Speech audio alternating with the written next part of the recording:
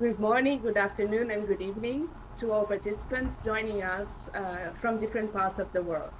Welcome to the webinar, Leveraging Data Economy Across BRICS Countries' Digital Economic Community. My name is Carolina von der Weide, and I'm Head of Trading Services at the Ministry of Foreign Affairs in Brazil, and I have the honor to be today's Master of Ceremonies for this event. The webinar is organized under the Brazilian BRICS Presidency 2025 as one of the key deliverables of BRICS Contact Group on economic and trade issues. Before we begin, here are a few important guidelines. This webinar will be conducted in English. A version with Portuguese subtitles will be available after the event. At the end of each panel, delegates from BRICS member countries will be able to make some remarks. Those who wish to share their thoughts and experiences, please indicate by raising the hand icon in the Zoom platform. We will respect the first come, first served principle in allocating speech time. We encourage you all to be objective when asking for the floor. For those watching at the MDICS channel, you are welcome to share your thoughts and questions in the chat throughout the event. We kindly ask the panelists and speakers to keep their microphones muted when they are not speaking. Now, to officially kick off the event, we will hear from Mr. Luis Felipe Risteira, Undersecretary of Industrial Development, Innovation, Trade and Services at the Ministry of Development, Industry, Trade and Services from Brazil, and Ambassador Philip Goss, Director for the Department of Financial Policy and Investments at the Ministry of Foreign Affairs. They will share Brazil's perspective on the challenges posed by data economy in national and international spheres. Mr. Risteira, the floor is yours. Thank you very much, Carolina. Dear colleagues from BRICS member countries, distinguished speakers from BRICS member countries, distinguished speakers of this webinar, my colleagues officials of the Brazilian government, and all attendees watching through our ministry streaming channel. Since last year, the Brazilian Ministry of Development, Industry, Trade and Services, alongside the Ministry of Foreign Affairs and other Brazilian government bodies, has been deeply engaged in studying and formulating a national policy for the data economy. Our goal is to support the development of our digital economy in a sovereign and independent manner.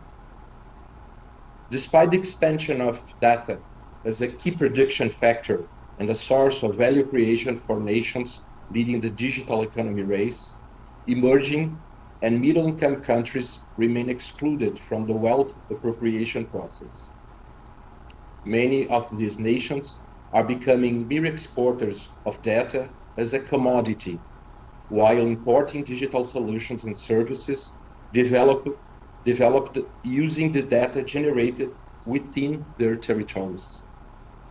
This new scenario presents a series of challenges. On one hand, there is a great potential for creating data markets that enhance productivity and lead to new business models for the economy.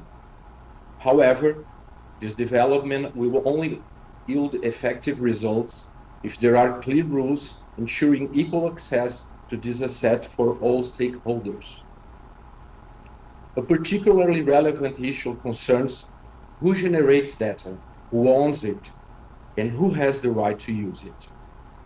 With the widespread adoption of connected devices, companies providing such technologies accumulate a significant volume of data, which is not always accessible to its rightful owners, whether individuals or businessmen. This model allows companies collecting such data to use it for purposes that may not always align with the interests of data owners. Additionally, there is the already established lack of transparency in the relationship between digital platforms and their users, as well as concerns related to cybersecurity and national infrastructure. Rebalancing the power dynamics among stakeholders involved in data collection processing, treatment, and value generation by creating spaces for data exchange with greater autonomy, so-called data spaces, is not just a matter of individual rights. It is also a strategy for increasing productivity and competitiveness, fostering the emergence of innovative companies and business models in the digital economy. This reality also calls for national policies that enable states to negotiate bilateral agreements for data sharing between companies from different countries. All these efforts will require the development of indicators and methodologies to measure this new economy. However, this remains far from the current capabilities of national statistics institutes and agencies responsible for taxation and foreign trade regulations. A related discussion must also take place in multilateral forums concerning cross-border data flows, duties tariffs for digital services and products, and the concept of data sharing, bilateral cooperation for data exchange. Recognizing that various BRICS countries have been working on this topic over the past 3 years, we deemed it appropriate to propose under Brazil's BRICS presidency that the CGTI Digital Economy Working Group deepen the debate on data as a strategic digital asset crucial for all economies, particularly those of the so-called Global South. The discussion on the data economy should be linked to international negotiations concerning digital governance. Initiating this dialogue within BRICS for the first time represents an important step in advancing the subject to other global decision-making arenas. As outlined in our issue note, our work over the coming months will focus on achieving a deeper understanding of the elements and variables involved in this process, culminating in the adoption of the BRICS data economy governance understanding by the Ministers of Industry and Trade, establishing core data flow principles to enhance member countries' digital economies. Today's webinar serves as the starting point for this work, which we will carry out in collaboration with the technical teams of our delegations. We have chosen to make this discussion open because we recognize that the complexity of the data economy demands a broader understanding of all possible approaches involved. I would like to thank Nick BR to support our efforts to organize this event and all workers involved on it. I hope you all find today's discussions insightful and that we have a rich and productive semester of work ahead. Thank you and enjoy the webinar. Thank you very much, Mr. Risteira. We are now hear from Ambassador Philip. You have the floor. Thank you very much, Carolina, and thank you all for joining us today for the webinar. It's the first official event of the BRICS contact group on trade, economy, and investment under the Brazilian presidency. Digital economy is a long-standing agenda item in the BRICS calendar. At the trade track specifically, the issue is one of the 5 pillars of BRICS Strategic Economic Partnership, which will be updated this year. In 2022, the e-commerce task force was upgraded to the Digital Economy Working Group under the contact group umbrella. Among the areas of cooperation we have agreed with is sharing of experiences on regulatory matters related to the digital economy. Data is at the core of the digital economy. It's the fundamental element upon which the structure of the digital world is based. As such, it's also a key component of any development strategy of the 21st century economy. One of the main challenges in addressing data governance is the different aspects that come to attention when raising the issue. The security aspect, as well as the personal data protection dimension, are important considerations that have been under the spotlight, and correctly so, in our opinion. However, the developmental aspect of data governance has been somehow neglected up until recently.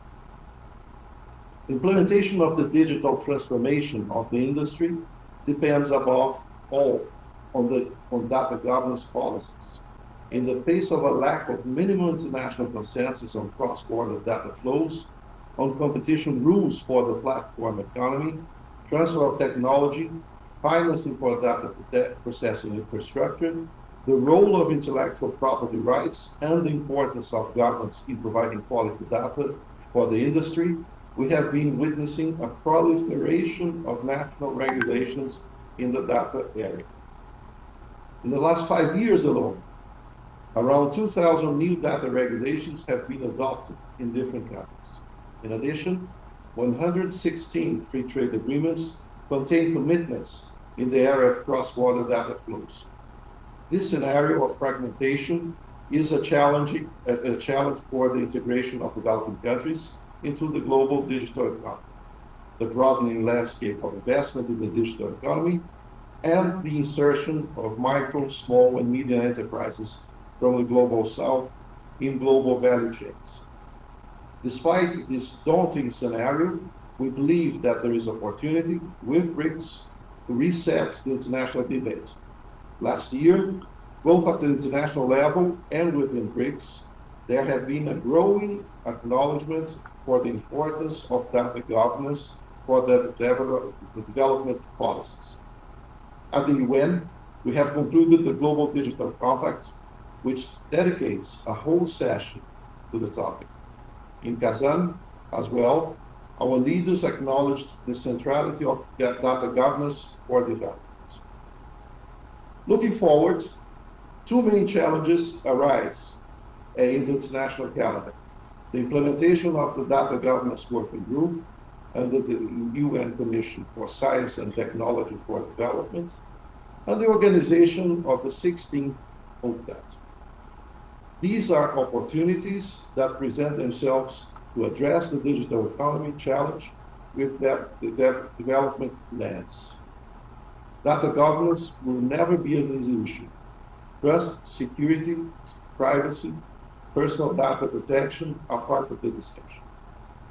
But so are development, competition, industry digitalization, expansion of digital services, and access to technology. We believe BRICS can bring a valuable contribution to the international debate. That is the reason we have chosen data governance is our third priority in the program of the BRICS trade track. Thank you and enjoy the session. Thank you. Thank you both very much for your insightful remarks. We now move on to the keynote speech on the importance of data economy to develop digital sovereignty. It is my pleasure to introduce Luca Belli, Professor, Director of the Center for Technology and Society, and Coordination of the Cyber BRICS project. Professor, the floor is yours for 15 minutes. Good morning to everyone. Morning to fellow BRICS friends. It's an immense honor to be here today and to share this initial moment of the webinar with Dr. Felipe Gesteira and also with Ambassador Philippe Fox. It's a great pleasure really to be here, and really I would see this as a sort of culmination of the past 6 years of studies on BRICS digital policies and politics that we have undertaken within the Cyber BRICS project of my Center for Technology and Society at FGV Law School. So what I want to share with you today is a little bit of the research we have conducted over the past 6 years that to many levels overlaps and intersects with the issues of data governance and digital sovereignty. And so let me start by sharing a little bit of a presentation that I've prepared for you today, so that you can have also some references of all the research we have developed that is all in open access. You find it all consolidated at the website cyberbrics.info, everything in open access. So my goal of today is to really tackle three main issues and to try to provide some food for thought, to have some sort of systemic thinking about data governance and how it intersects with digital sovereignty. First of all, then, I want to try to have an understanding of what is digital sovereignty, which is one of the key issues that has been mentioned by President Lula recently in his remarks right before our carnival break on what is particularly relevant in terms of AI governance at the international level, and why this overlaps with data governance as an essential resource, as it has been very eloquently stated by Dr. Luis Felipe and by Ambassador Philip Fox just a few minutes ago. Now then, after this, let's get into why to regulate data, we can not only think about data regulations, and this may sound counterintuitive, but actually when we analyze digital sovereignty examples, we understand why regulation is not the only tool of regulation. And then we move to how we can promote interoperability, both legal interoperability and technical interoperability, and why this is essential to have the global data framework that the world leaders in the Kazan Declaration have expressed their intention to start promoting, right? So first, let's get into what is digital sovereignty. We have just released 3 months ago in December in open access this book published by Cambridge University Press on digital sovereignty in the BRICS countries. That is a collection of the analysis, some of the analysis of the past 3 years with regard to various topics. The book is in open access both on cyberbrics.info and on the website of the editor, Cambridge University Press. And so we took an agnostic approach to digital sovereignty because we perfectly understand that this entails a lot of different conceptions. It's a label utilized by many different governments, increasingly by large corporations, and each of them has something true behind it. So there are many different conceptions. We explore 7 different conceptions of it, spanning from the micro level at the individual level to the community level, the corporate level, the state level, the supranational level.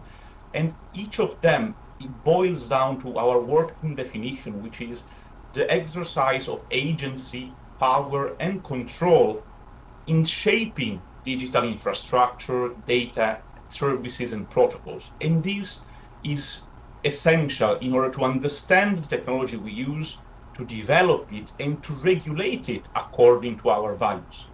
And so we know very well that there are a lot of different expressions of digital sovereignty. We map a lot of them, although of course this is not exhaustive, our mapping. And then I would like to focus on a couple of examples of what I call good digital sovereignty. And they started to work on this a couple of years ago during the T20 call for papers organized under the Indian leadership of the G20. And so I highlighted that there are very good examples of what is good digital sovereignty as the capacity to understand, develop, and regulate digital technology that comes from various different BRICS countries. Especially, there are 2 very good examples from Brazil and India I would like to mention now. I'm not sure if all the participants are aware about what now is a great success story in Brazil, PIX, our digital infrastructure for electronic payments. And so I would like to stress why this is a very good example of good digital sovereignty. So before the adoption of PIX, it's a software created by the Brazilian Central Bank and implemented by all financial intermediaries in the countries in 4 years, has become the main tool to process electronic payments 24/7 in the country. So before PIX, the only way Brazilians had to process payments, electronic payments 24/7, was through the Visa and MasterCard networks, which meant that to every single transaction, 3 to 5% of the transaction went to Visa and MasterCard. And still to date, that is the situation, not only in Brazil, but pretty much in the entire global south, plus several other developed countries.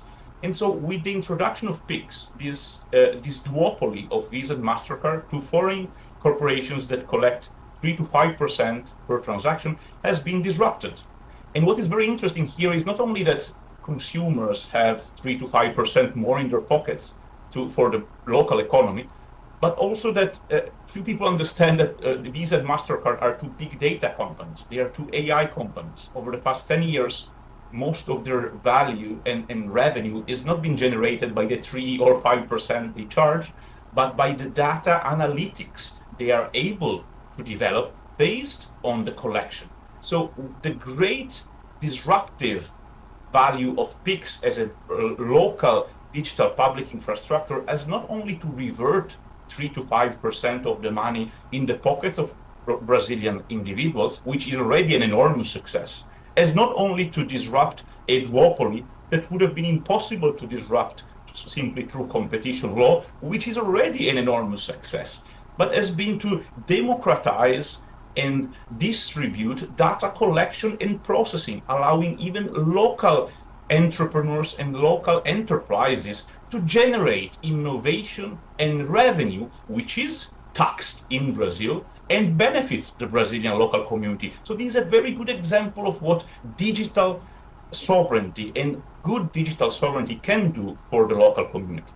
Now let me move to another example in another publication we have recently released in October in the context of our special issue on digital transformations in the BRICS countries, where we analyze how the BRICS countries have leveraged their digital transformation strategies to assert digital sovereignty and to assert also control on data assets, right? So here is what we call data sovereignty. It's really the capacity to understand how and why personal data or data in general are processed and by whom, develop data processing capabilities, and effectively regulate data processing.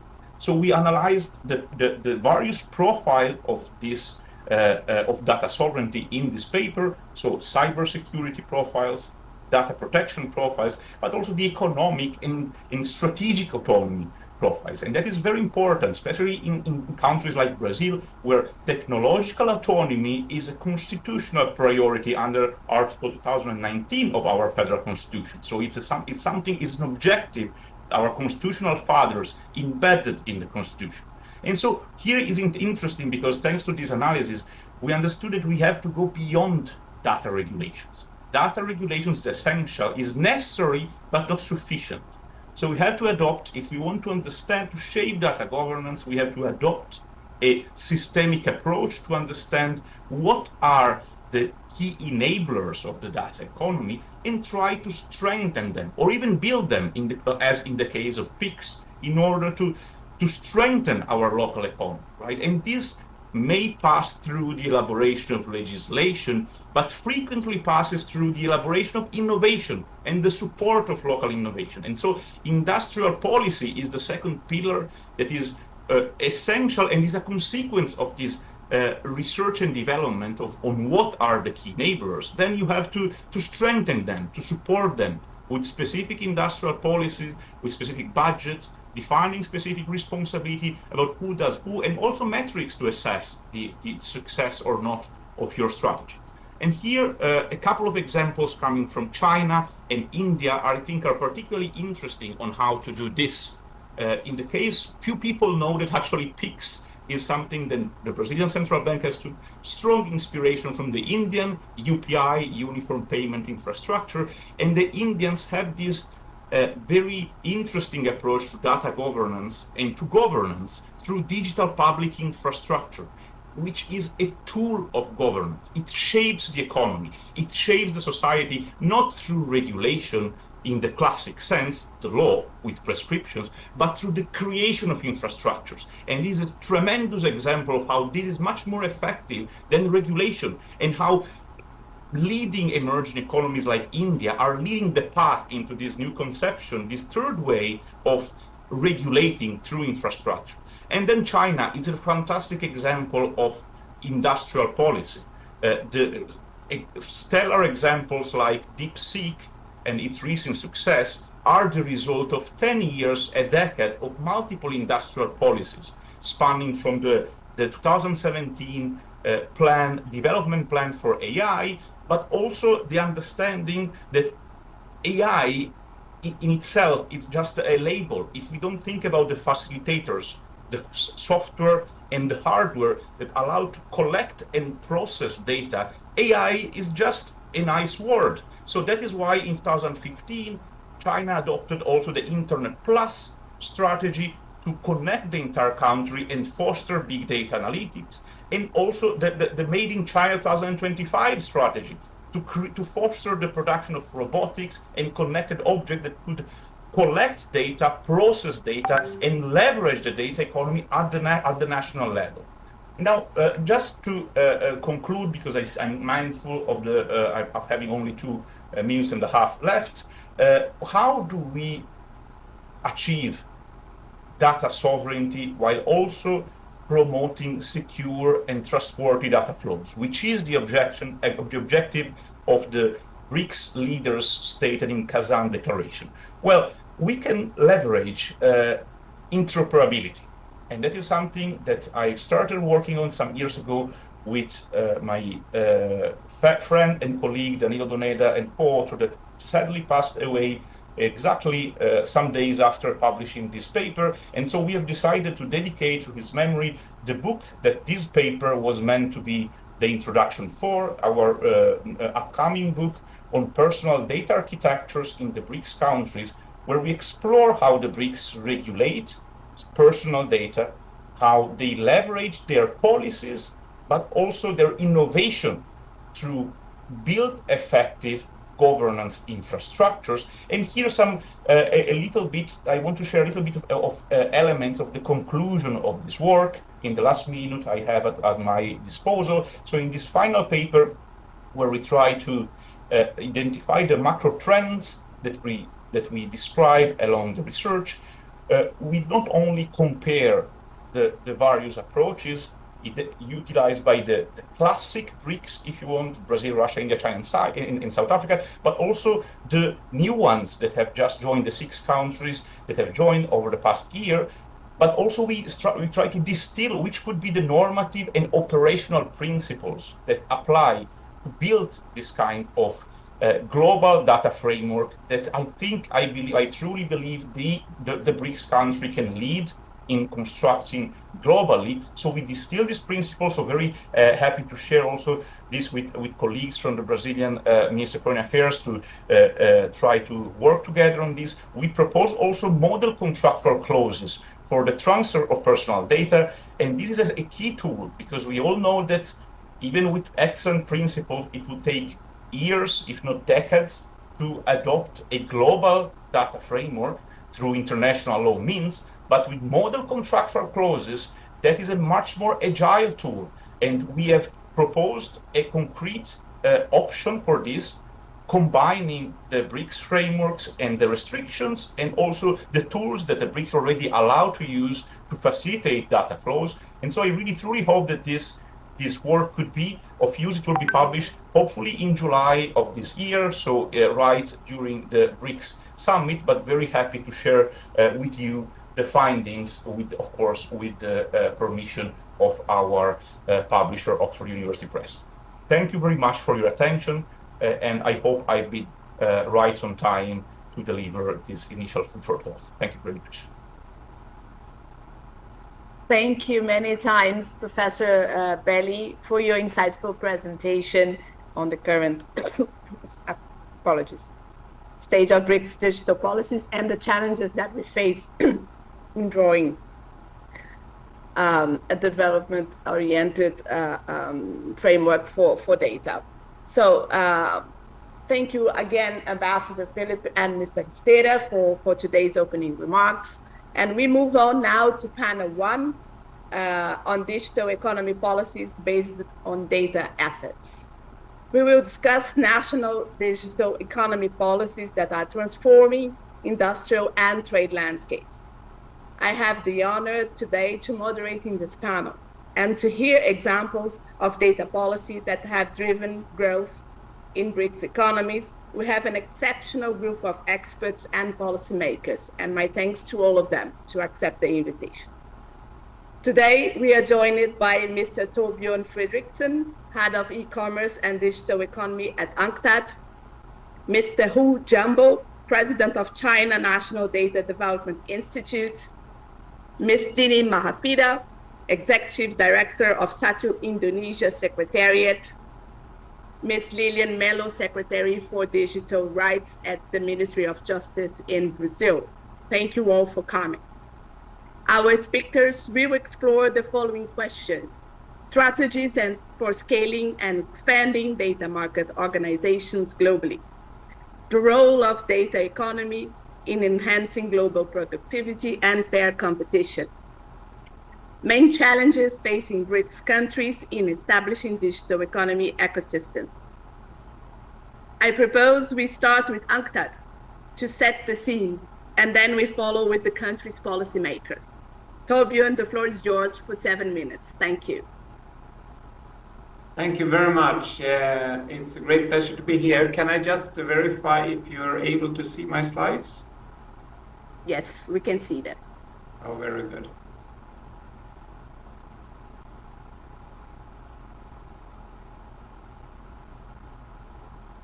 Right, Excellencies, ladies and gentlemen, greetings from Geneva. It is truly a great pleasure to be here, and I would like to start by thanking both the organizers for having invited UNCTAD to participate in this dialogue, and also really commend Professor Belli for an excellent keynote presentation.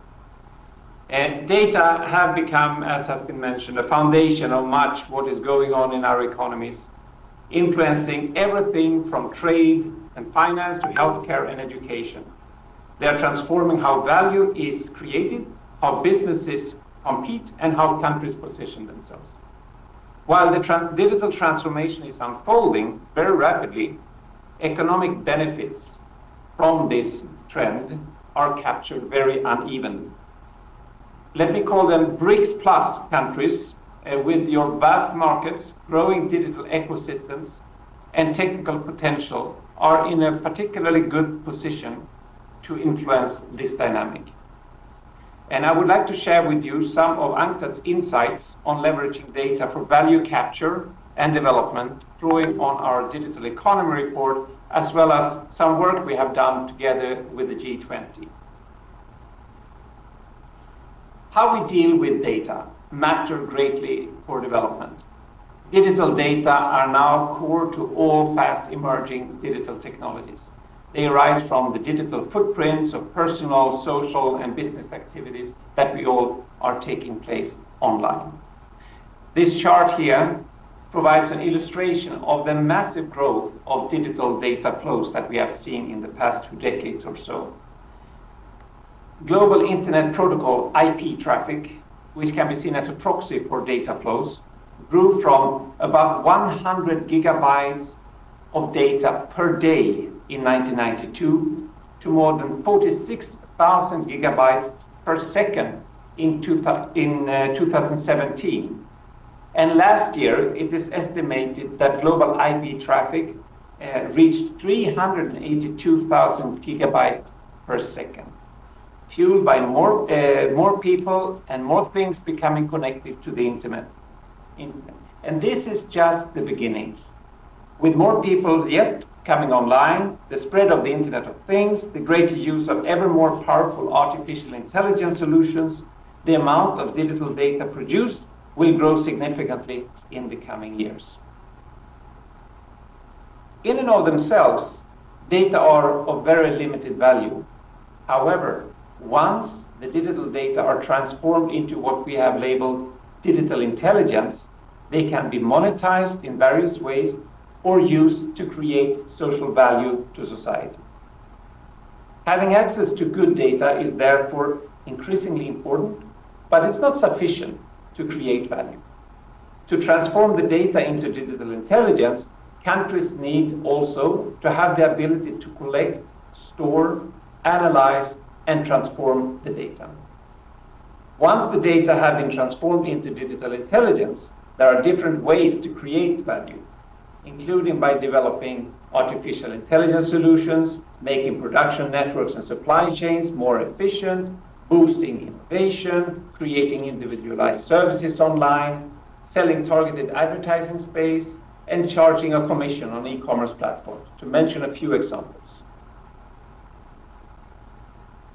Now, BRICS countries are generating vast amounts of data, but with some important exceptions, in most of them, the potential for domestic wealth creation and technological development is not yet fully exploited. And to address existing imbalances with respect to value creation, public policies are essential. They can help to leverage opportunities and to address challenges and concerns emerging from the data-driven digital economy. In this context, a few policy areas are particularly important. Countries need strong digital infrastructure and to overcome connectivity divides. Skill shortages in the public and private sector, as well as throughout society, effectively limit the positive development impact of data. In many countries, greater efforts are still needed to build trust online and to raise awareness of the potential of data-driven technologies. Given the global nature of digitalization, there is also a growing need for policymaking at the international level, and some of the areas have already been alluded to in the keynote. They include competition policies, taxation, education, environment, innovation, and industrial, as well as trade policy. Given the considerable digital and data divides that still remain, international cooperation related to data for development has also become more relevant. We have heard about references to the governance of data and data flows, and this is highly fragmented around the world. In our Digital Economy Report 2021, we looked at national approaches to cross-border data flows in selected countries, and we found that they could be placed into three broad categories: governance involving strict or partial data localization requirements, governance involving conditions for data transfers, and governance with relatively free cross-border data flows.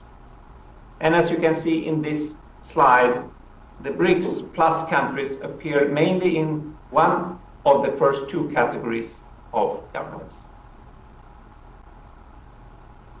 Also, as mentioned earlier, data are multidimensional and countries use different approaches to governance. As knowledge partner under the Indonesian G20 presidency, UNCTAD undertook a survey of G20 members to examine how they regulated their data flows. In this context, we made a few observations that may be relevant to the discussion. First, that data flows are different from trade and therefore need to be treated differently. Even though data flows matter a lot to trade, they are not the same. There are different kinds of data. National regulations refer to personal and non-personal data, sensitive and critical data. But it's not always clear from the various national regulations what is meant by these different terms. Remaining digital and data divides risk leaving most developing countries mainly as providers of raw data rather than value creators. To date, international agreements with a component on data governance are typically too limited geographically or too narrow in scope. Moving forward, it will be important to find common ground in the area of data governance and to strive towards a framework at the global level that can ensure more equitable sharing of benefits while at the same time managing risks. So my last slide here. Some recent steps indicate growing recognition of the importance of global data governance. We have had data discussions feature at the BRICS level as well as at the G20 level.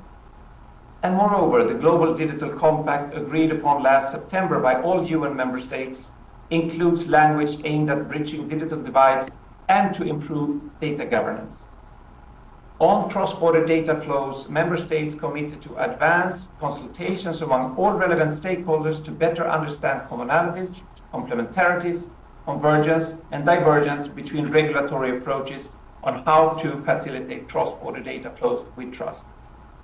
And in our capacity as the Secretariat of the Commission on Science, Technology for Development, and that has been tasked with establishing a dedicated working group on data governance to facilitate discussions on how to achieve equitable and interoperable data governance arrangements. The first meeting is scheduled to take place in April, back-to-back with the annual session of the CSTD. I'm happy to note that 4 BRICS Plus members, Brazil, China, Egypt, and India, will be represented in the working group. This participation represents a fantastic opportunity for BRICS to influence the discussion on global data governance, for example, by stressing the need for a fair distribution of value generated from data flows. With that, thank you so much again for your attention, and I look forward to the discussion. Thank you.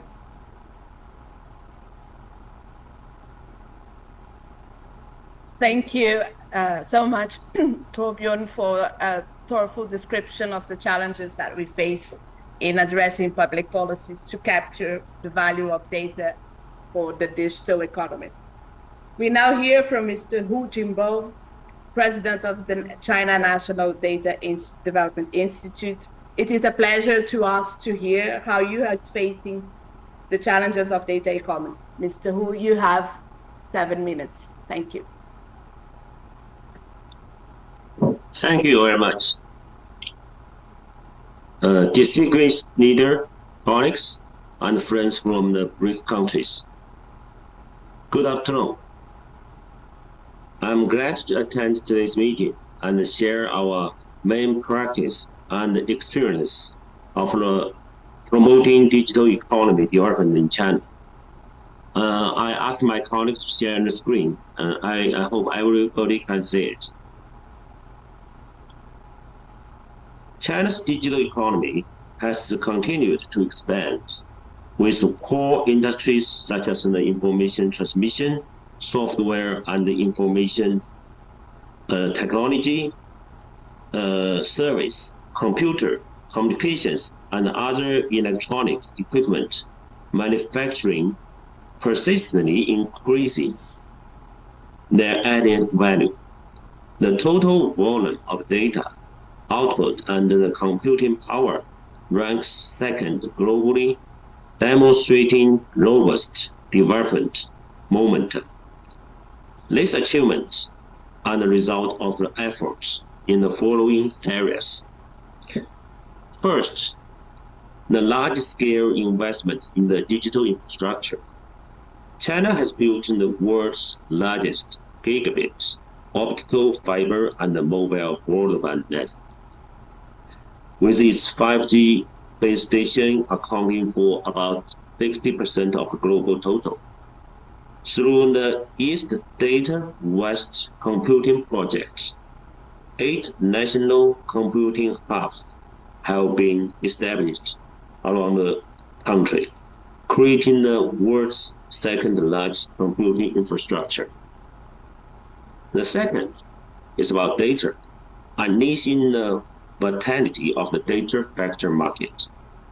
Businesses engaged in the data processing, data brokerage, and the compliance certification have emerged rapidly, and the data trading institutions have been continuously improved. So far, there are 24 data trading institutions in China, playing a crucial role in promoting the circulation and the utilization of data. Third, deepening digital transformation. China has implemented digital transformation projects in the industry, agriculture, and service. Industry internet applications have been integrated into 49 major categories of the national economy, while e-commerce and mobile payment scales have led the world over the years, with the mobile payment ranking first globally. The fourth is the developing inclusive digital public service. Over 90% of government services are now available online, and the number of the internet healthcare users has exceeded 360 million. The continuous development of smart cities, smart transportation, and smart healthcare has significantly enhanced the well-being of the people. The fifth, promoting mutually beneficial digital cooperation. China actively participates in and led the formulation of the multilateral and bilateral international rules, accelerating the construction of the digital Silk Road. The number of the Silk Road e-commerce partner countries have increased to the 33, and 14 countries jointly issued the Beijing Initiative on the Digital Economy, International Cooperation, and the Belt and Road Initiatives. Dear colleagues and friends, BRICS countries have already carried out fruitful cooperation in the digital economy.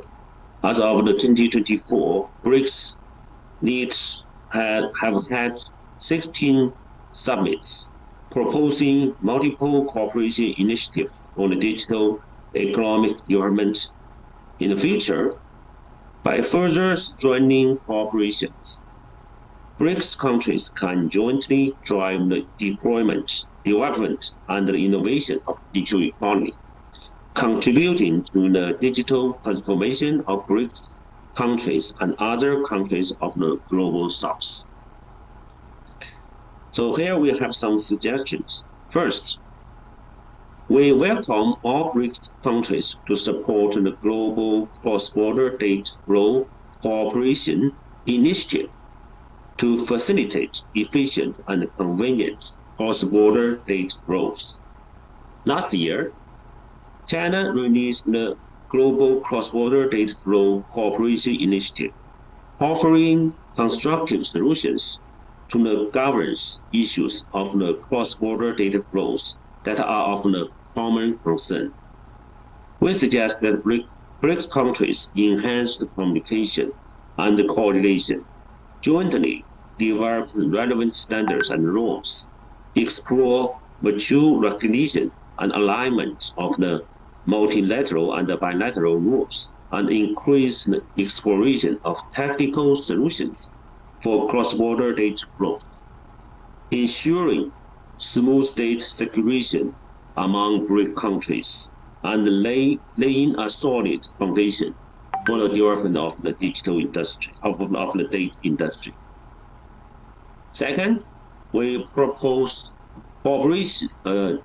collaborative cooperation in specific areas to help bridge the digital divide. Taking the AI, artificial intelligence, as an example, we welcome all parties to implement the resolutions on enhancing international cooperation for the AI capacity building, which is spearheaded by China at the 78th UN General Assembly.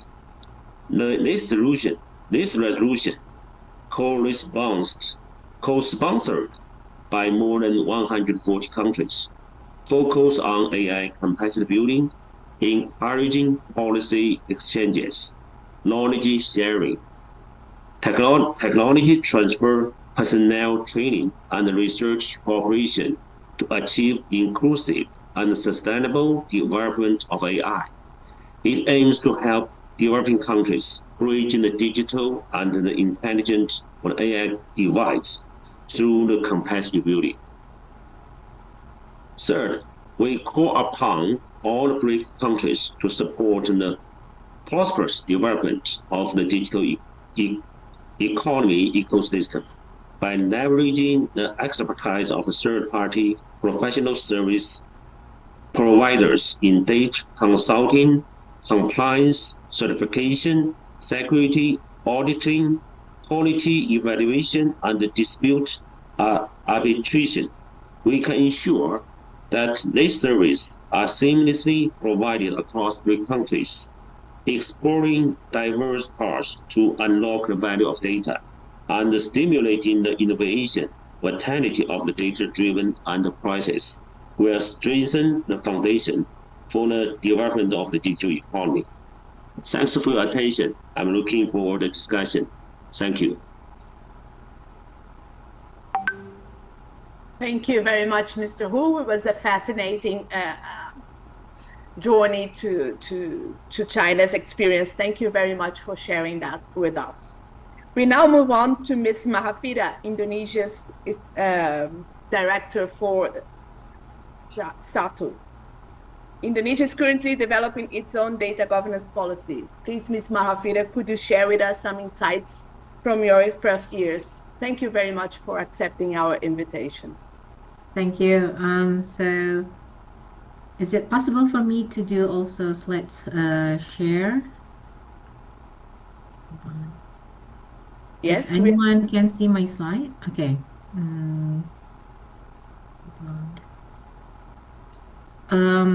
Just let me know if my time is up, because I don't think I can see the timer on my side.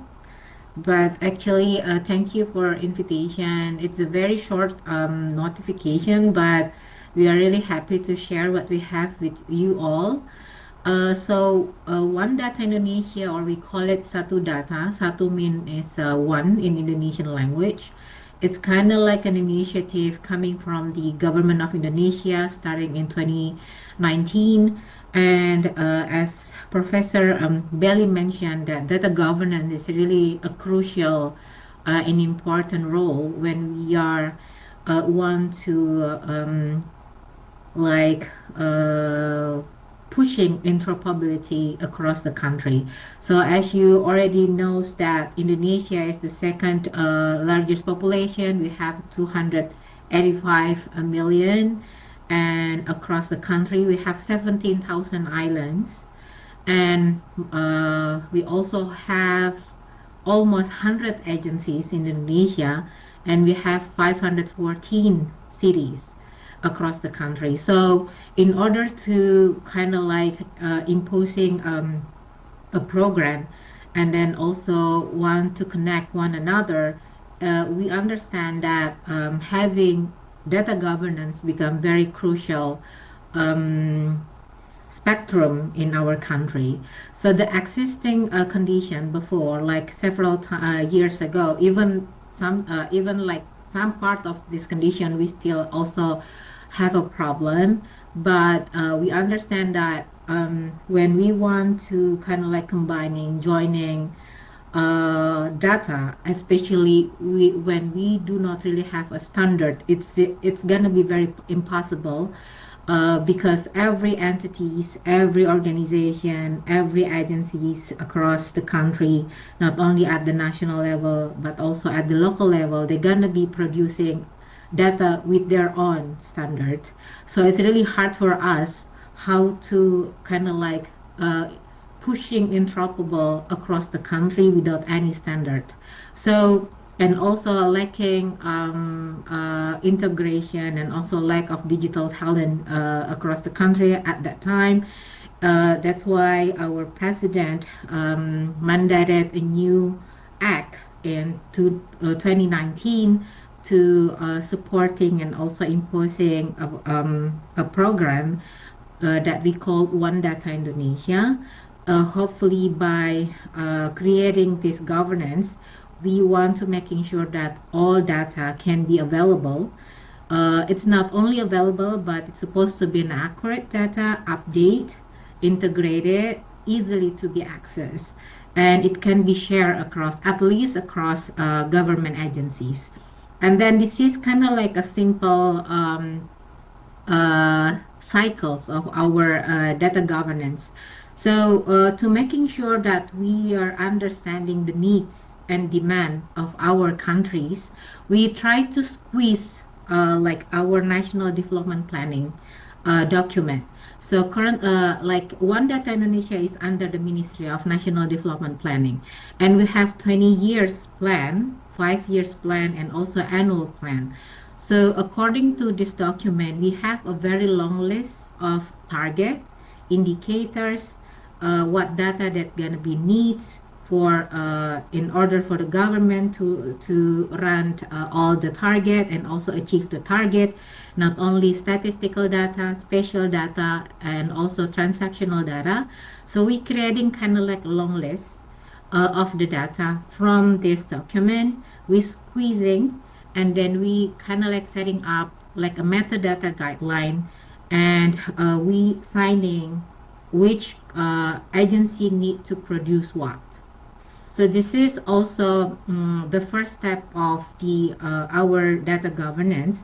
So now we understand the needs of the government, and then who's gonna be producing the data, and then at some point we're gonna be having all data connecting one another through one portal. So we have portal, One Data Indonesia portal is an open data portal. Unfortunately, today we have a maintenance. So if you open our portal, you cannot really see the data set, but actually we have almost 400,000 data sets that connecting all data from the agencies, government agencies, not only at the national level, but also local level.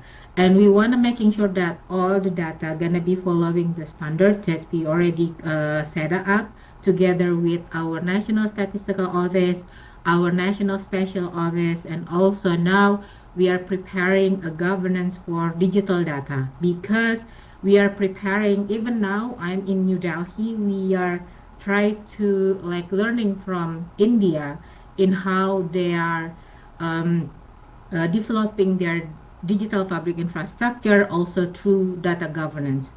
And then this is the features of our portal. So we have like a certain access for public users, for also government users, and also internal. So we are following GDPR standard.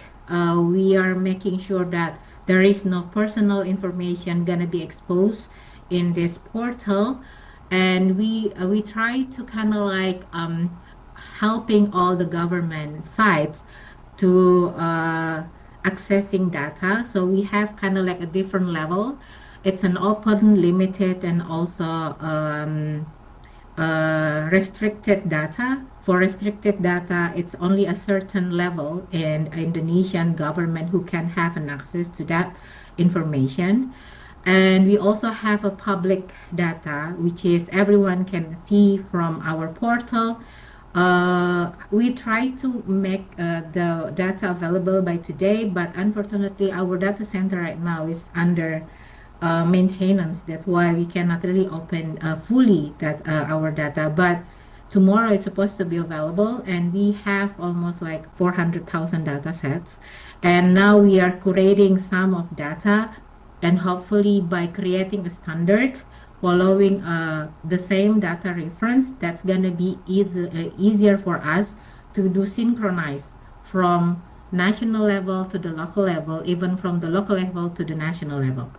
So the next step, what we are want to do by occupying and also leveraging data that we have, we are now creating kind of like a task force at the national level to creating like citizen-centric to be a platform.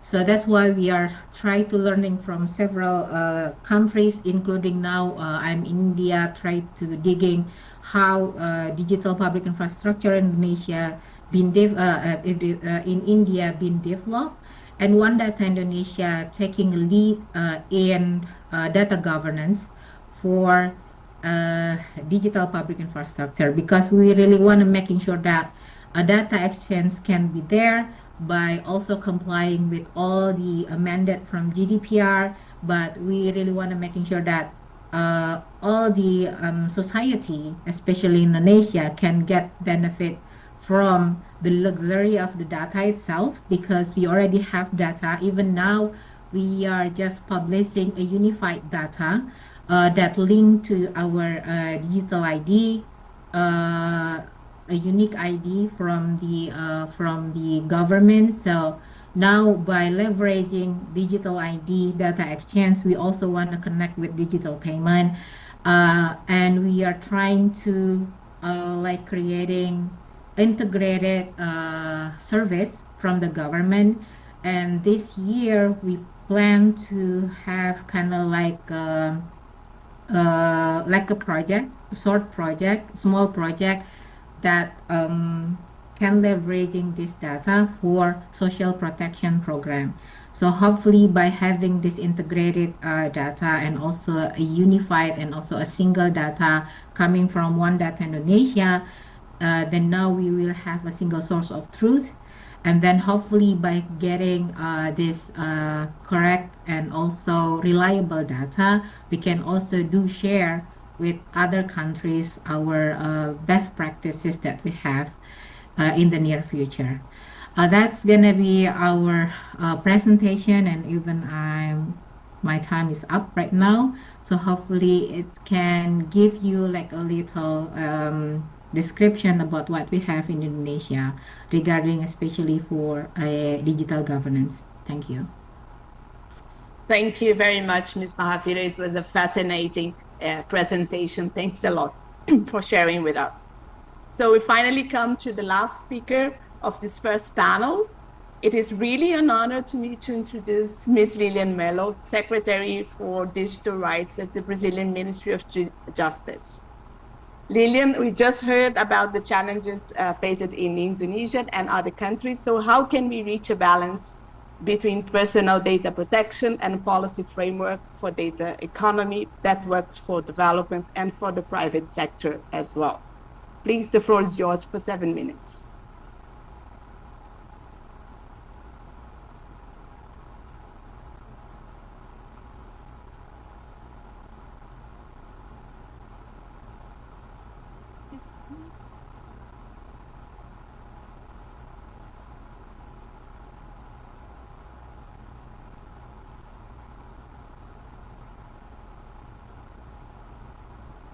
Just checking, can you hear me? Because okay, thank you, Karina. So dear organizers, panelists representing UNCTAD, China and Indonesia, all attendees from BRICS countries, it's a great pleasure to be here today. Thank you for the opportunity to participate in this dialogue on leveraging data economy across BRICS digital economy. I want also to congratulate Professor Belli on his amazing keynote presentation at the beginning of this morning.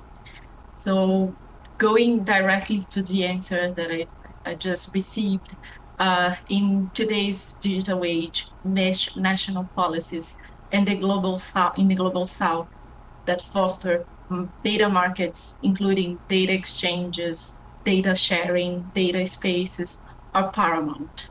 So while the emerging data economy lies at the heart of innovative economic systems, it also poses new challenges for legal framework, including the protection of personal data, intellectual property rights, as already said today, and also leveling the digital playing field with antitrust policies and cybersecurity standards.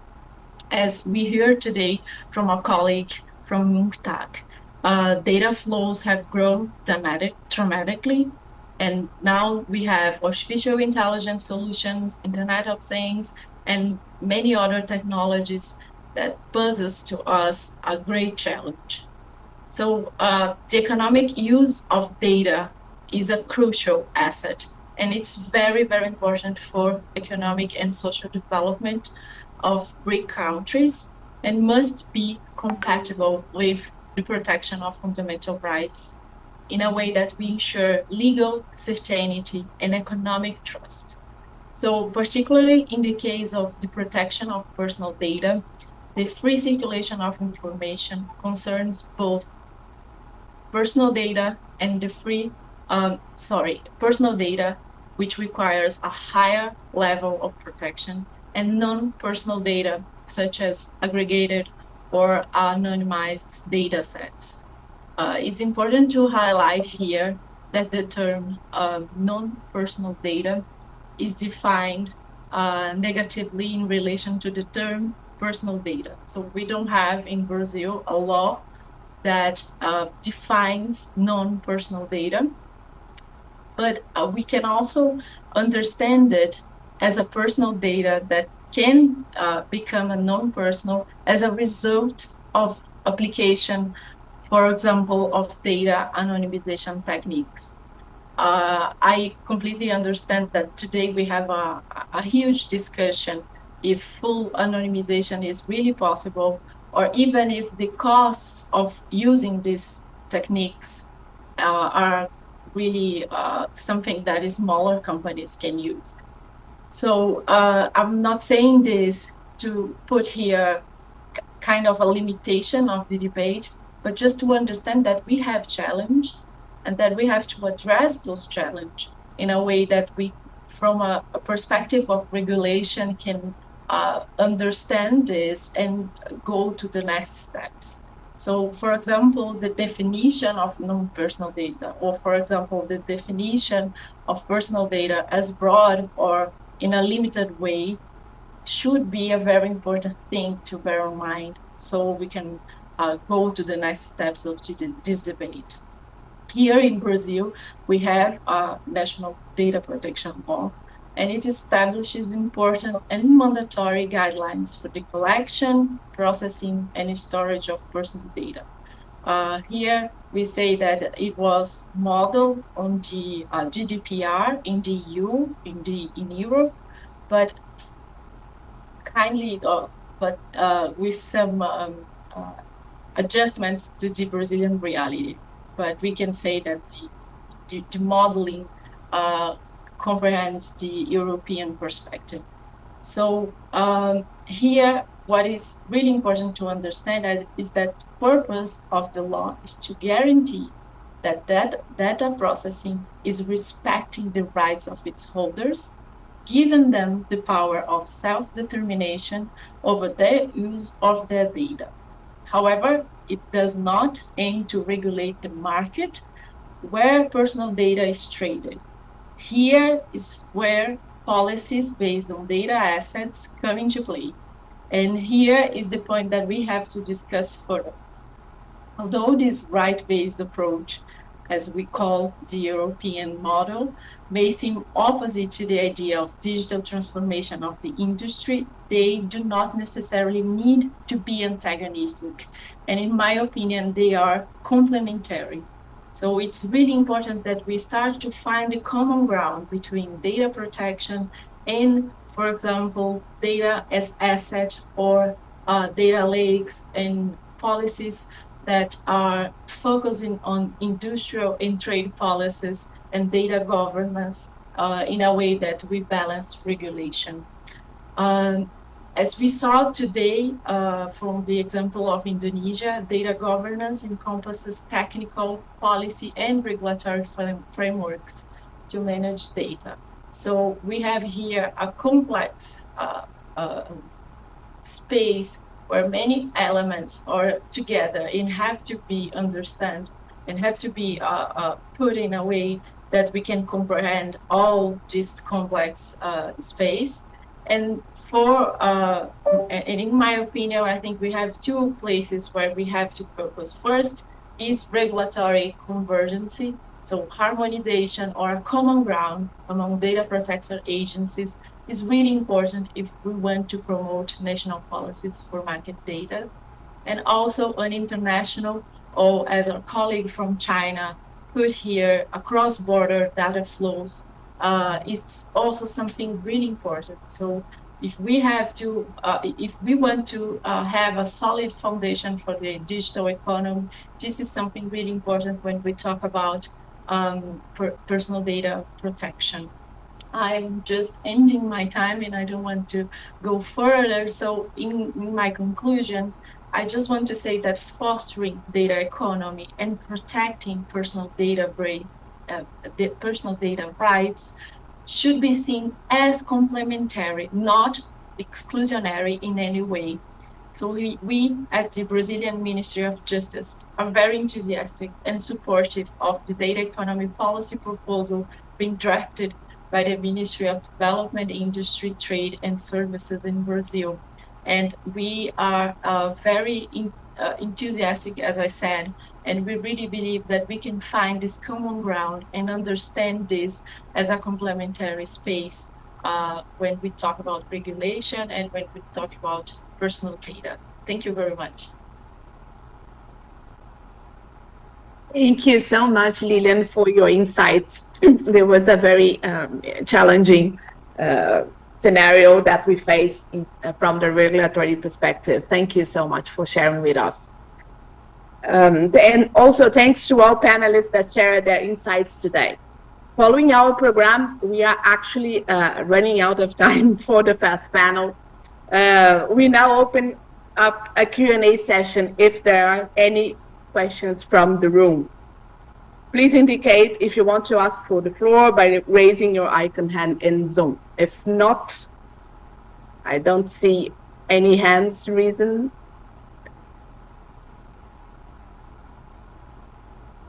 Well, considering that we have a very short of time that we have already moved into the panel 2 time frame. So I think we just move directly to panel 2 since there are no questions raised at the floor. So thank you all for your questions, and thanks once more for accepting the Brazilian presidency invitation to take part in this webinar today. Thank you. We now move on to panel 2, which is dedicated to concrete proposals to generate value from data in the BRICS countries. We will explore private and public projects aimed at generating value for national markets through the data economy. Data markets included, as Lilian was saying, data exchanges, data sharing, and data spaces are some of the examples that have been considered in different countries. From the governmental side, investing in national data infrastructure, ensuring quality data for citizens and the private sector is a necessary step to build up a sound data economy policy. To moderate this panel, it is an honor to welcome James Gergen from the Ministry of Development, Industry and Trade from Brazil. James, the floor is yours. Thank you, Caroline. Hello, everyone. My name is James Gergen, as Carolina said. I'm public servant from the General Coordination for Digital Economy of MDICS.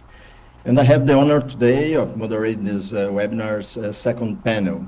We want to explore here some projects and initiatives that are building concrete alternatives for the national digital markets based on data economy. This includes segments and stakeholders conducting activities related to data products, data governance, data intermediaries, and data public goods. Today we are joined by Alberto Palomo, Chief Strategy Officer, the project GaiaX from I think Albert is in Brussels, no? We have also John Bruce, Repti CEO and the founders of the project Solid with Sir Tim Berners-Lee together with him. Also Lee Xiaodong, founder of the Fuxi Institution from China, and my colleague Rodrigo Assunção, DataPrev CEO. We are our IT state-owned company, leading one of the leader of the national data infrastructure in Brazil. Our speakers will explore, we suggest this question, these topics to more or less in this direction. The examples of data projects and initiatives dedicated to indexing markets and generate public value from the collection, processing, treatment, use, and monetization of personal and non-personal data sets by governments, cooperatives, or private sector. Also, a strategy and existing legislation for personal data monetization and empowerment of data management by citizens. For the last, data governance for single digital markets from digital assets, data spaces, and data sharing. I propose we can start with GaiaX, with Alberto, to set the scene, and then we follow with the other initiatives Mr. Palomo, the floor is yours for 7 minutes. Thank you. Can you hear me okay? Yeah, perfect. Perfect. Well, first of all, thank you very much to you, James, and in general to the initiative by the BRICS. So what I'm going to present to you today is the GaiaX initiative, which is an open source initiative that kind of sets the foundation for a bunch of different data projects that I will superficially introduce today, obviously, since there's not. I am trying to, I believe I should be able to share my, are you guys able to see? Yeah, perfect. It's not okay. in presentation mode yet. Yes, okay. It should be fairly easy to see. So what really is GaiaX? And there's been a lot of talk in the media and in general about GaiaX being sort of a cloud platform. It is related to cloud, and in fact, I work for the GaiaX European Association for Data and Cloud, where we're not so much a cloud platform itself, but rather a standard for how to use cloud and data. and this is the very generic sort of slide on the value of the data economy.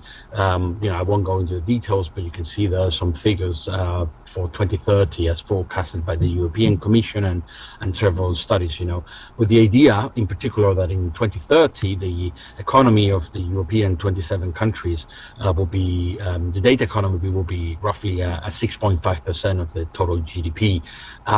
Also quite interestingly, the compound annual growth rate of the EU cloud computing market, which is by 2030 over 20% of growth year to year, with also the understanding that only a small percentage of that is actually captured by European providers of cloud services. And so how to really benefit from all these tropes or richness from this data? Well, the problem is that data still remains in silos, right? So that's sort of the idea of data sharing that the Commission, but also other countries have identified.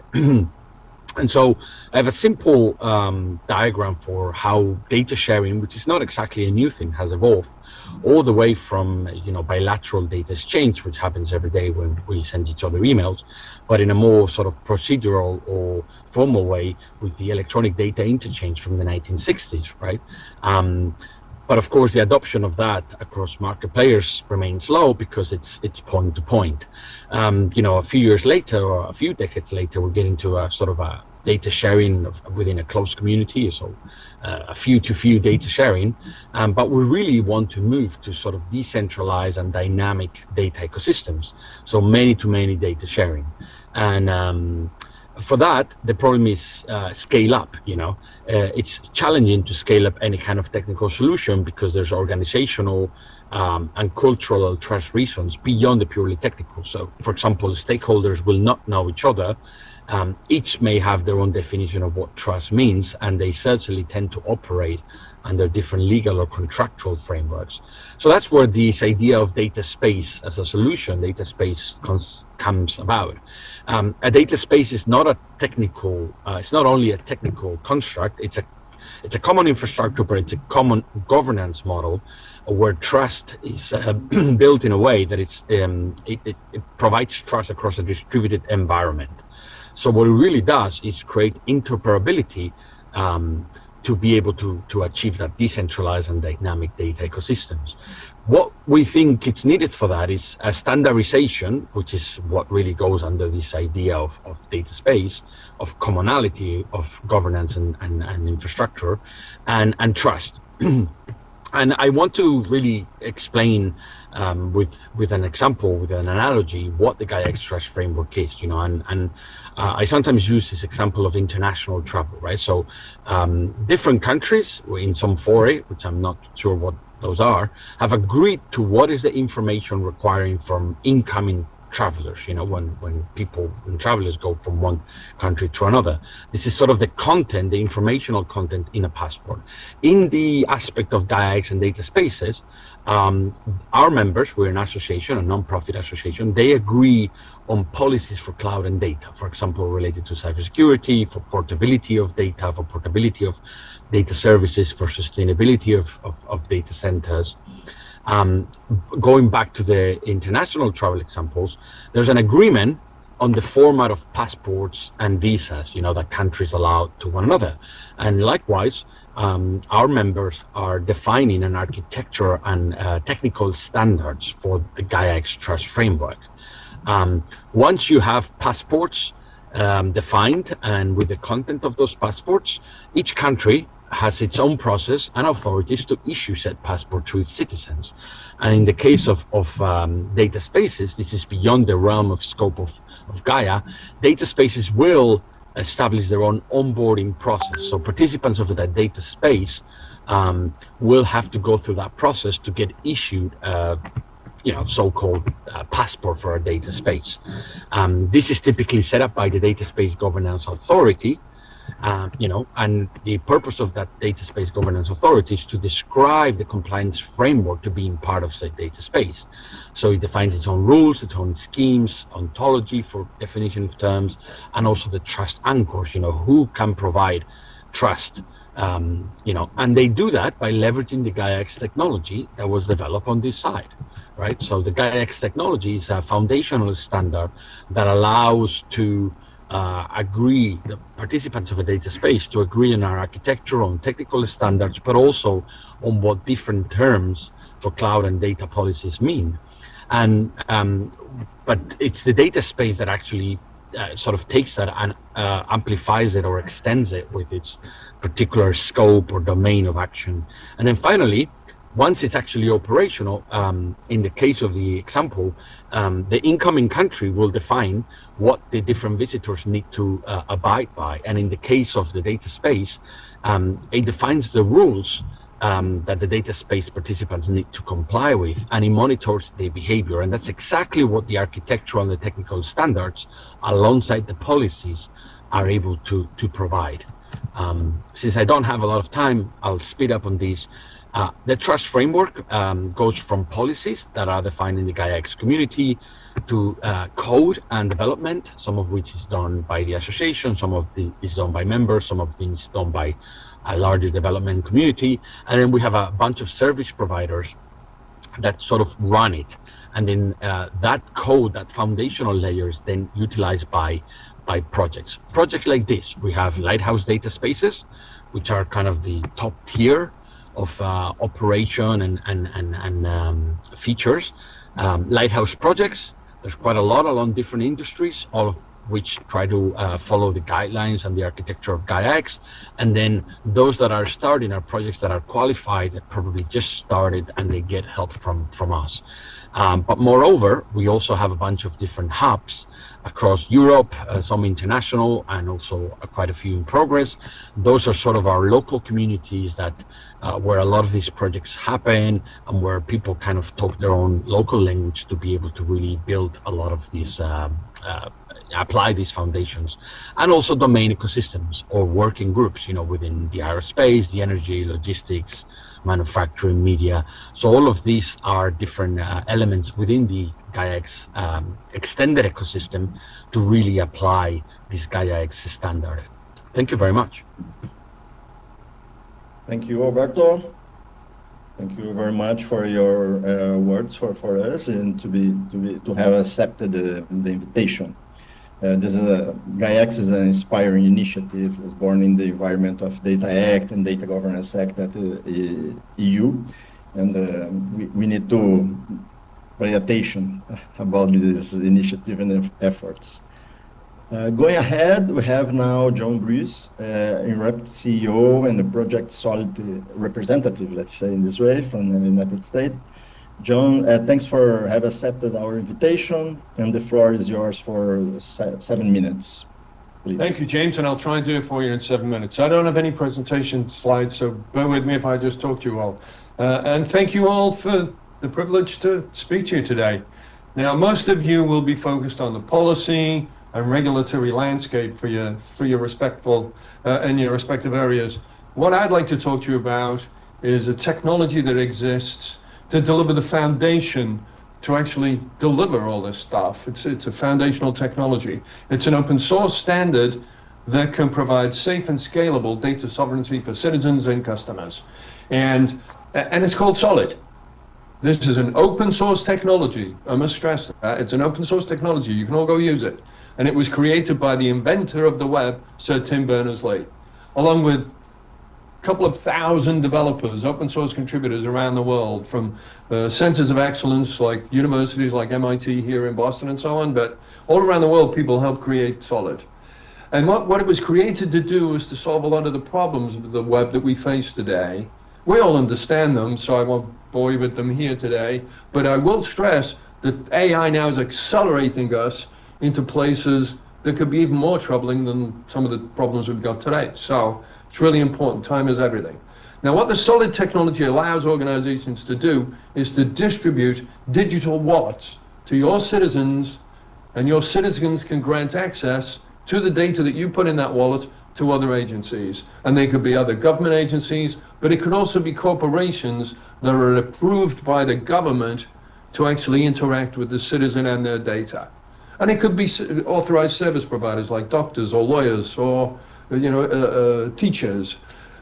These wallets don't just contain, incidentally, the transactional data you used to see in an Apple wallet, but a whole array of private data like health records, educational credentials, and so on.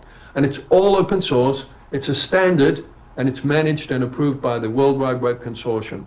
To drive adoption of all this, Tim and I set up the company, and we mobilized to help people understand how to use it, and around the world people are beginning to roll it out. Oh, and we hired one of the top cybersecurity people in the world, an individual called Bruce Schneier, to help make sure it was done safely. And so around the world, we're working with large corporations and governments to deploy these wallets to deliver significantly better social services such as healthcare, job creation, but also for business efficiencies. And the impact is significant on GDP in country. Our most public deployment is in Europe, where the government of Flanders in Belgium is delivering this to all its citizens, 7 million of them, because in Flanders they consider data to be a utility like gas, water, electricity, and their analysis showed that by freeing up the data, it would directly translate to GDP, and it would also create export opportunities for Belgium to other countries around the world. Now, what they did was really clever, not that that wasn't already, but what they did was they created a self-funding entity, a private-public construct, and it's governed by a combination of government oversight and corporate elected executives. And it self-funds. How does it self-fund? Because they give the citizen the data. The citizen can grant consented access to the data. It doesn't leave the citizen, it stays in the wallet. But businesses can look at the data in the wallet in order to be better informed about what products and services to offer that citizen. And the businesses pay for that access. And that is how it self-funds. So it has no impact on the taxpayer. And this was all done with the approval of the regulators in Brussels. Of course it was. And what was most exciting, it doesn't just deliver the mandates of GDPR and so on, it delivers the principles. So it goes well beyond GDPR because now the citizen is a formal part of the consent process. Of course, now we've got AI. So what we've also now released, and again, you can check it out, it's open source, it is the way to manage the problems of AI. We called it Charlie. And Charlie allows a wallet to interact with LLMs without releasing the data to the AI providers. This makes sure the individual's not at risk with their data, and corporations can also feel safe. They're now not responsible for taking that data away. Users can also, of course, consent to release the data for research or societal good. But the important thing to remember, the data principally stays in the wallet. So I think, and you've seen plenty of data here today, and I'm sure you appreciate this anyway, data sovereignty is a huge benefit for global economies. The projects we have already underway with government entities Flanders is the most public, but we have others in Europe and some in Asia. Those projects are already beginning to illuminate the value of releasing the data from these central systems, from these central silos, and putting it in the hands of the users who can now interact in ways that would be impossible in another environment. This architecture of solid really works. We also are working with global standards organizations. Of course we are. One of them is the Open Wallet Foundation, which is run out of Geneva, I think it is. And that's intending to build an interoperability standard around the world, and Solid is accepted by them as a way to ensure that there need be no argument or debate amongst us all. The standard exists, it works, and we don't need to argue our respective agendas. We can all adopt Solid. It's very adaptive. It can work with your ID systems that exist today, and it's open source. If you want any help, of course you can contact us. We'll help you. But the other one is the EU ID wallet, where credentials in the wallet are made available, driver's licenses, educational credentials, and so on. And I think what most important, and you appreciate to hear today, it's not just to do it on a country level, but you have to adopt it on a global basis. You can still retain local, geo-oriented differences, but adopting a standard that's global means that when you're ready, you know you don't need to worry so much about how you're going to interoperate across other economies. Solid delivers that. So we're looking forward to working with you. And I think that's my time up. So thank you for the opportunity to talk to you again. It was an absolute privilege. Thanks a lot for your speech, John. Definitively, I think Solid is a disruptive protocol and an open source standard to try to empower citizens, the main producers of data into the cyberspace. Let's go ahead. Our third invitee is Li Xiaodong, founder of the Fuxi Institution from China. And we can listen you about your broad thoughts, because you have a lot of experience in general issues related to internet and internet governance and everything. Please share your thoughts with us by 7 minutes, Mr. Li. Okay. Thank you. I'm the founder and CEO of Fuxi Institution. Actually, we are the digital economy think tank in China. So thanks for giving this opportunity to give my comment on this topic. You know, I used to working for the China Internet Network Information Center, which is the domain registry in the domain industry for many years, over 2 decades. So in my opinion, you know, and also, you know, in China, data is recognized the key element of digital economy. They ranking as the fifth major factor for the economy development after land, labor, technology, and capital. So how to bring the data divide, developing the data economy, are very crucial to promoting the digital economy development. But what I want to emphasize, and also I'm very happy to hear the opinion from Bruce mentioned Solid, because I researched this project very much. But from my opinion, you know, the internet is very critical infrastructure for the digital economy. And but internet has evolved from the internet, and then to the World Wide Web. But now we enter into a new phase for the internet development. We call that is a data network.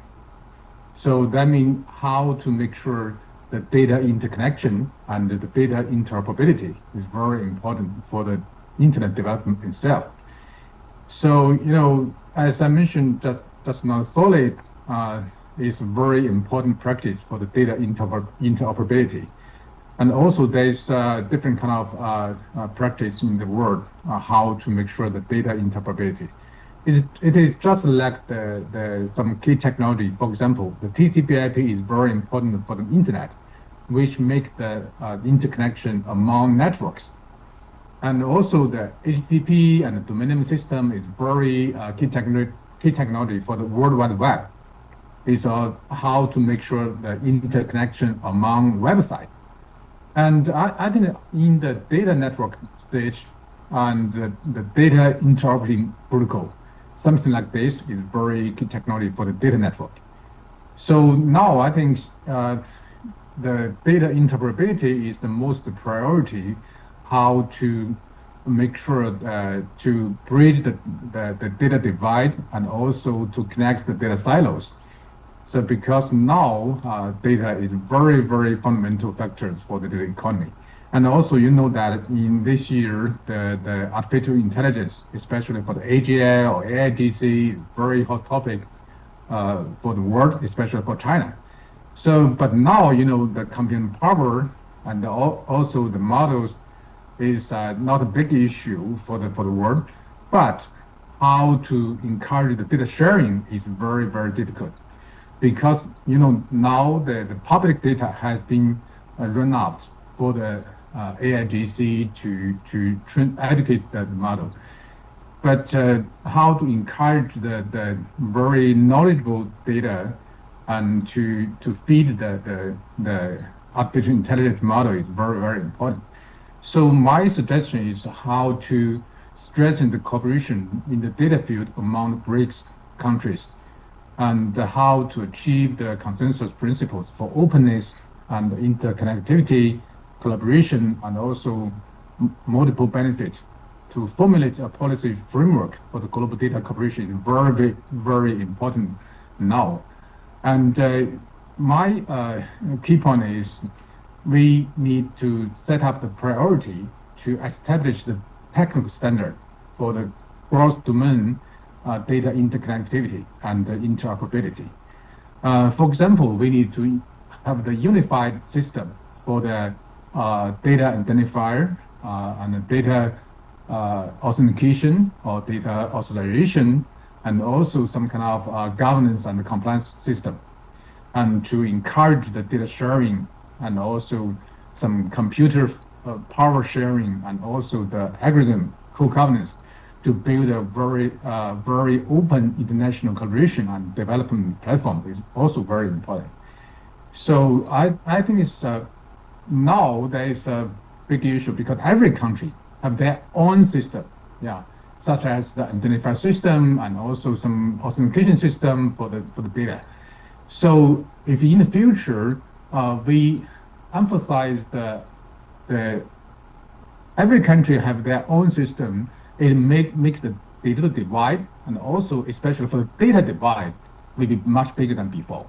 So now I encourage that we should have some kind of collaboration platform and also some kind of method to encourage the country among BRICS countries to build some kind of interoperable platform to make sure that the data can be go cross-border among those countries. So that's very important. Nowadays, I know that there's a lot of kind of practice and to achieve some kind of international standard, such as the solid, also there's another architecture is the digital object architecture, which proposed by the internet father, Bob Kahn. It's also have another kind of solution. But now there's a lot of practice. I think that maybe in the BRICS framework, we should set up some kind of platform to have some kind of discussion which is focusing on the fundamental infrastructures technologies. That's very, very important, and also is very critical time now for us to do something in these fundamental technologies. Otherwise, if we only discuss the economy, but avoid the technical infrastructure, we cannot achieve the goal for the digital economy development, especially for the data economy development. That's my comments. Yeah. Thank you, Mr. Lee. Thank you very much for your concrete proposal for our work. I think we can absorb a lot of ideas from your insights. Maybe we can talk later about your ideas. To close this panel, I would like to pass the floor to my colleague and colleague of debates of the Brazilian government, Rodrigo Assunção, DataPrev CEO, one of the leaders of the important initiative of the Brazilian government, the National Data Infrastructure. Please, Rodrigo, you have 7 minutes for your words. Thank you, James. Thank you all for having me. I'm also going to share, hopefully, a data set here. No, it's not here. Okay. Oh dear. Let's see if now it works. We paused your time. No problem. No, yeah. Thank you very much. No, but it's something is wrong. As usual, things happen. Dear. Let's see if like this. If not, I will just do the same as the colleagues and talk through the things that I'd like to share. One more time.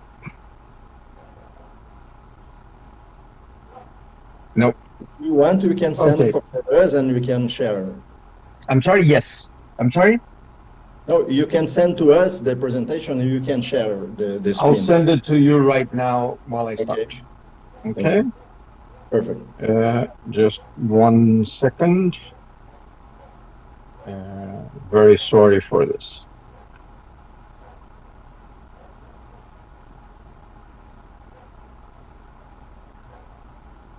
I send by WhatsApp or email? By WhatsApp. Okay. So it's kind of fast. Yeah. Arrive it? Hopefully. Yeah, you got it? Okay. Yeah, So, follow. That's great. As James mentioned, I'm the CEO of DataPrev. DataPrev is a state-owned company, fully owned by the Brazilian government. It's turned 50 years old last year, and we were born to take care of the social security data. Usually, in other forums, we say we have a very big system with a huge population, but in forums where India and China are present, we usually shut up and do not make any mentions in that sense. So what I have here to show is some concrete uses of data that we are doing with what James was mentioning, the national data infrastructure. So what happens is Brazil has for something like 3 decades structured its basic data. We failed many times to establish a national unified identity. We had struggles between the tax number versus the social security number, which the tax number won after a while.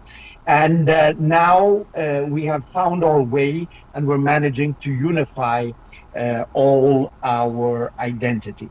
But that led us down a path where we became very adept of crossing and cross-checking different databases. The highlight of that was when we managed to cross over 30 different national databases to actually provide the, yes, that's the presentation. Great, James, thank you. To actually provide, you can go ahead one. You can actually, so to pay the social security benefits, the emergency benefits for COVID. So we managed to pay these benefits in 6 days. Of course, to pay these benefits in 6 days, we had built the databases over 30 years. And that's the national data infrastructure, which is an ongoing project which tries to aggregate different databases in these silos that were mentioned. That's it. You can click a couple of times. It will help come further the presentation. There's a couple of things missing. And yeah, the national data infrastructure, which is now being exponentially leveraged, not only within government, but also providing the data for the second sector and the third sector. So all kinds of social data are now being used to provide elements of KYC for different industry segments. And that's what I'm going to illustrate with some 4 or 5 examples. So we can go ahead, James. Yeah, so statistics, social benefits, public service, even providing this for artificial intelligence, and the infrastructure is addressing the governance, the quality, the interoperability, the privacy, the security, the technological environment, and the intelligence and knowledge. And of course, since DataPrev is not the only player in the market, there's another huge IT company that deals with administrative data, that deals with tax data. It's always a very important and very heavy lifting structure of interoperability and managing the data together. We can go to this next slide and I'll start the examples. So one of the main for us in DataPrev is payroll loans. So we have a huge established market where social security benefits can serve as collateral for loans, and the installments are deducted every month. This is the cheapest interest rate in the market. It injects something like 66.7 billion per month. That is missing there. And we have over 38 million people being affected by this, over 66 million contracts. And this does not mean that they access the data. This is provided by joining people who are interested with financial institutions. And this last week we launched the next phase of this for all formal sector employees. It will go online this Friday, and now we have another 72 million people who are potentially in this market. It will probably be the second lowest interest rate, and it will expand credit dramatically. And what we're offering is, with full respect to personal data, we are giving financial institutions data that allow them to calculate their risk in a much more accurate way. So things like what are the industries that these people work in. They, of course, provide consent for any personalized data. We can go ahead, otherwise I'll never make it in time. Another good example is the Rural Environment Registry. So all rural properties are obliged to present their data to government through the states. We're a federative country, and this is quite a complex orchestration. And this serves for many important things. This will provide how are the preservation regulations within each property. So different biomas have different proportions of land that must be kept pristine and intact. And this has become extremely important also to the agro industry to prove that their production does not deforest, that their production does not affect the environment. So this has become a very crucial information for the financial aspect and the financing and funding aspect of the agro industry. So it serves both the environmental demands as well as the financial demands. And this is, of course, going to become self-sustainable, as was mentioned. The next one. The third example is disaster management. So we had last year a very severe flooding in the south of Brazil. The two pictures illustrate what we're talking about. And we managed to cross over an incredible amount of data because of this national data infrastructure to provide dozens of, more than a dozen actually, something like 16 different benefits, going from housing to emergency relief to advance in social benefits to dealing with reconstruction of the properties affected. So all this also possible because of, and of course we are all going to be more and more affected by disasters. We know they're coming, we just don't know where they're coming, and organizing the data to answer this is crucial. Not prevention, not defining where it's going to hit, but actually managing the disaster once that happens. The next slide.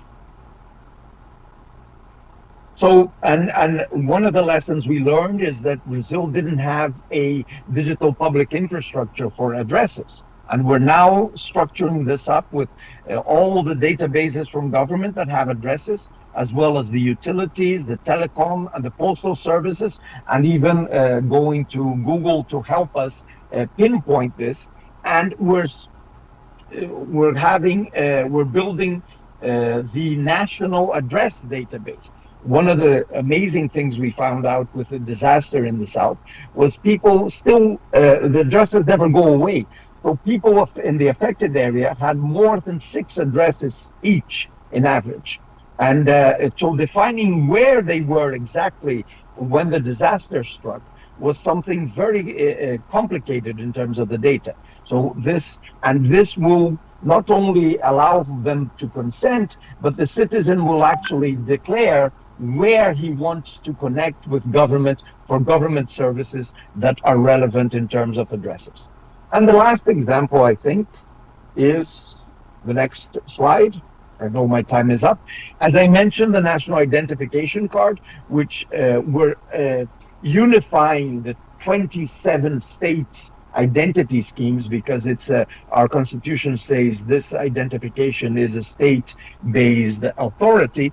So we're managing the cross-checking of all these 27 databases and not allowing duplication, but also providing a machine for KYC so that this can affect also not only the financial sector, but everybody needs a more regular KYC engine.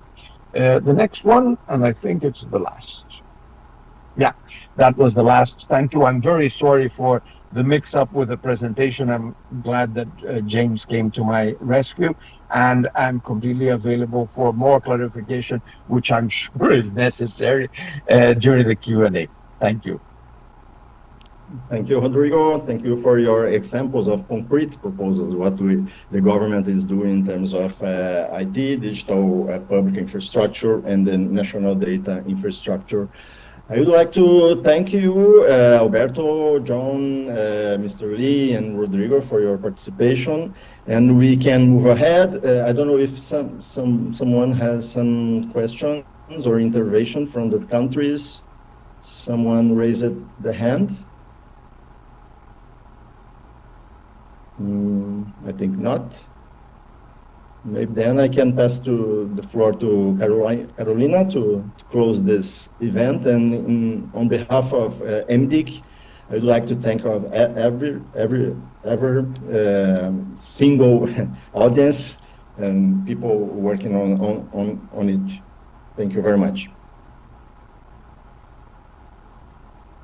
Thank you, James. Quite right on time. Thank you very much for respecting our time frame.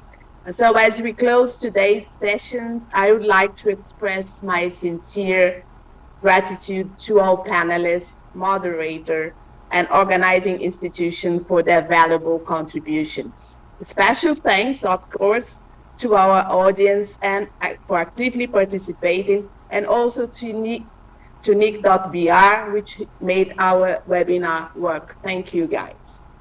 And thank you once again for joining us. Over the next few months, we will continue working with BRIC country delegations to ensure that data economy discussions are well represented in the group's digital agenda, and so that BRICS can make a valuable contribution to the international debate on digital and data governance. Thank you all, and see you soon.